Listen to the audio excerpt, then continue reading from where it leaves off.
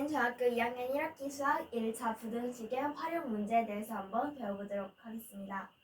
자, 우리가 지난 시간에 1차 부등식에 대해서 배워봤는데요. 1차 부등식이란 식에 있는 항을 모두 좌변으로 이항시켰을 때 이 식의 꼴이 1차 식이 0보다 작거나 같거나 같은 이상, 이하, 초과, 미만 이 4개의 꼴 중에 하나로 나타낼 수 있는 부등식을 1차 부등식이라고 했었는데요. 오늘은 이런 1차 부등식의 활용에 대해서 한번 배워보도록 하겠습니다. 오늘은 1차 부등식 문제 해결 방법에 대해서 배워보고 다음 시간에 이 활용 문제 해결 방법을 통해서 문제를 한번 풀어보도록 하겠습니다. 자, 먼저 1차 부등식의 활용 문제 해결 방법 먼저 배워보도록 하겠습니다. 먼저 문제를 읽어보고 무엇을 구하라고 물어보는지 문제의 뜻을 파악한 후에 미지수, 아직 모르는 수인 미지수 x를 정합니다. 이렇게 미지수 x를 정한 후에 문제에 맞춰서 1차 부등식을 세워주면 되는데요. 이때 부등식은 이상, 이하, 초과, 미만에 맞게 부등호를 정해주면 됩니다. 이렇게 1차 부등식을 세웠으면 1차 부등식을 지난 시간에 배운 대로 풀어주면 되는데요. 이렇게 풀고 나서 미지수 x를 정한 값을 대입해봐서 확인을 해보면 됩니다. 이렇게 확인해서 미지수 x의 값이 맞고 이제 문제에 답을 써야 하는데 문제에서 어떤 것의 개수, 사람수, 횟수, 나이 등을 물어볼 때는 x의 미지수 값이 소수나 분수가 나오더라도 x를 자연수로 써줘야 합니다. 그러면 문제 한번 풀어보도록 하겠습니다. 어떤 수의 2배에 5를 더한 수가 20보다 클 때 가장 작은 자연수는? 이라고 물어봤는데요.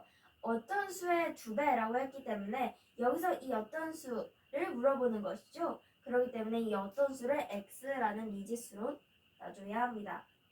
그리고 여기에서 부등호를 정할 때 20보다 크다라고 했죠. 그렇기 때문에 초과 이 기호를 써주면 됩니다. 그러면 어떤 수의 2배에 5를 더한 수라고 했기 때문에 2x 플러스 5가 20보다 클 때 가장 작은 자연수는? 이라고 물어봤죠. 그러면 1차 부등식을 지금 이제 세웠고 풀어줘야 하는 단계이기 때문에 플러스 5를 마이너스 5로 이항시켜줍니다. 그러면 x는 좌변으로 상수항은 우변으로 옮겨졌죠. 즉 이것은 2x가 15보다 크다라는 뜻입니다. 그러면 이제 x를 구해줘야 하기 때문에 양변을 나누기 2로 해줘도 부등호의 방향은 바뀌지 않기 때문에 x는 2분의 15라고 할 수가 있습니다. 이 2분의 15는 15 나누기 2로 7.5라고 계산할 수가 있는데요. 즉 x는 7.5보다 크다라는 사실을 알 수가 있습니다. 이때 가장 작은 자연수는? 이라고 물어봤기 때문에 x는 이제 7.5보다 큰 8, 9, 10, 11, 12 쭉 늘어지는 자연수가 될 수 있지만 가장 작은 자연수를 물어봤기 때문에 8이라는 것을 알 수가 있습니다. 자, 이번에는 여러 가지 1차 부등식의 활용 문제에 대해서 한번 배워보도록 하겠습니다. 이 여러 가지 1차 부등식 활용 문제는 수에 대한 문제, 최대 개수에 대한 문제, 예금액에 대한 문제로 이렇게 3가지 종류로 나뉘는데요. 먼저 수에 대한 문제는 연속하는 두 정수, 예를 들어 1, 2 또는 10, 11 이렇게 연속하는 두 정수와 연속하는 세 정수 1, 2, 3 또는 10, 11, 12 이렇게 연속하는 3가지의 정수, 마지막으로 연속하는 두 홀수나 짝수로 연속하는 두 홀수로는 1, 3 이렇게 나타낼 수가 있고 또 연속하는 두 짝수는 10, 12 이런 식으로 연속하는 두 짝수에 대한 문제, 이렇게 3가지의 종류의 문제가 수에 대한 문제로 나올 수가 있습니다. 두 번째로 최대 개수에 대한 문제입니다. 최대 개수, 한 개의 가격에 몇 개를 사는지 거기에 개수를 곱해주면 총 가격을 구할 수가 있겠죠.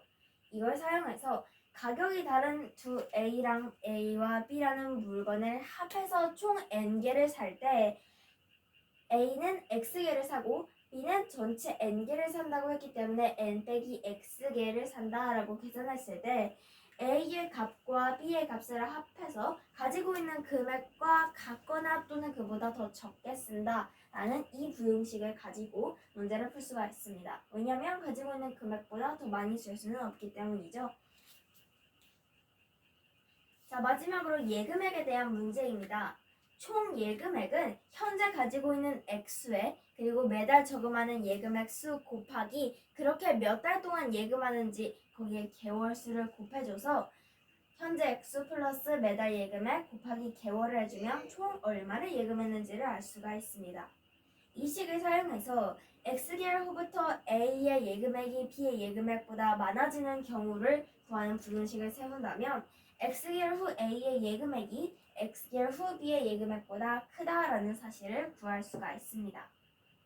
이런 부등식을 사용해서 몇 개월 후부터 A의 예금액이 B의 예금액보다 많아지는지를 구할 수가 있습니다. 자, 이번에는 우리가 거리, 속력, 시간에 대한 문제를 한번 풀어보도록 하겠습니다. 거속시 문제인데요. 먼저 거리를 구할 때는 얼마큼 갔는지를 구할 때는 한 시간에 몇 킬로미터를 갔다, 몇 킬로미터 per hour 곱하기 그렇게 몇 시간을 갔는지 속력 곱하기 시간을 곱해주면 됩니다. 속력 곱하기 시간을 해주면 거리가 나옵니다.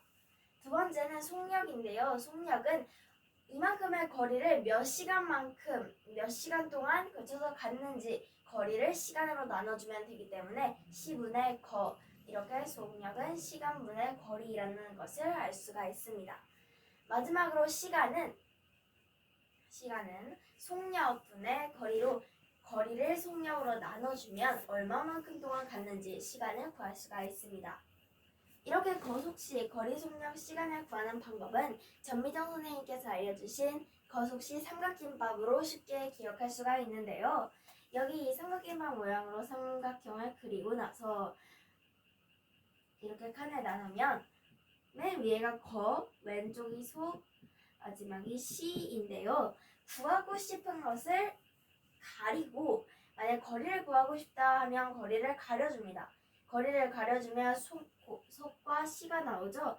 이 속력과 시간은 곱해주고 그리고 그러면 거리는 속력 곱하기 시간 그리고 속력을 구한다면 시간분의 거리 마지막으로 시간을 구하고 싶다면 속력분의 거리라고 간단하게 구할 수가 있습니다. 이렇게 거속시 삼각김밥을 사용해서 문제 한번 풀어보도록 하겠습니다. 시속 2km로 8km를 이동했을 때 시간을 구해보라고 합니다. 지금 여기서 구하는 것은 시간이죠. 시간은 우리가 시간을 구한다 했을 때 시간을 가려주면 속력분의 거리라고 구하는 사실을 알 수가 있습니다. 그러면 시간은 속력인 2분의 거리인 8를 나타내주면 시간은 4. 그래서 4시간이라는 사실을 알 수가 있습니다. 이렇게 거리, 속력, 시간 문제까지 거속시 문제까지 풀어봤고요. 마지막으로 농도에 대한 문제에 대해서 한번 보도록 하겠습니다. 농도, 농은 짙은 농, 도는 법도도 해서 농도란 짙은 정도를 나타냅니다. 이 농도는 소금물의 농도 그리고 소금의 양을 구하는 방법을 먼저 한번 배워볼 건데요. 소금물의 농도, 소금물이 얼마나 진한지를 나타내는 말입니다. 그렇기 때문에 소금물의 양에서 소금이 얼마만큼 있는지 소금물의 양분의 소금의 양을 구하고 농도, 짙은 정도를 나타내는 것이기 때문에 퍼센트 100을 곱해줘서 소금물의 양분의 소금의 양 곱하기 100을 하면 소금물이 얼마나 진한지 소금물의 농도를 알 수 있습니다. 두 번째로는 소금의 양을 구하는 식인데요. 이 소금의 양을 구할 때는 100분의 소금의 농도 이렇게 나타내는 게 퍼센트죠. 소금물의 100분의 소금물의 농도에 소금물의 양을 곱해주면 소금의 양을 구할 수가 있습니다. 자, 그러면 문제 한번 풀어보도록 하겠습니다. 5%의 소금물 200g에 들어있는 소금의 양이 얼마인지 구하라고 합니다. 소금의 양 구하는 식 방금 배웠죠? 100분의 소금물의 농도, 소금물의 농도는 여기서 5%입니다. 그럼 100분의 5에다가 좀 올려서 풀어볼게요. 100분의 5에다가 곱하기 소금물 200g이죠. 소금물의 양인 200을 곱해주면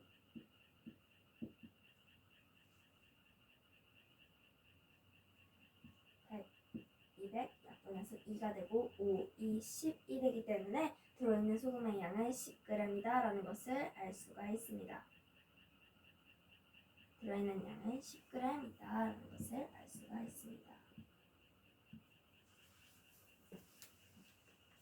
이렇게 오늘은 1차 부정식의 활용 문제에 대해서 배워봤는데요. 이렇게 여러가지 1차 부정식의 활용 문제와 거리 속력 시간 거속시 문제, 마지막으로 농도 문제까지 오늘 1차 부정식의 활용 문제 해결 방법에 대해서 배워봤습니다. 다음 시간에는 앞서 말한 듯이 오늘 배운 개념을 생각하며 문제를 쫙 풀어보도록 하겠습니다. 그럼 오늘 수업 끝!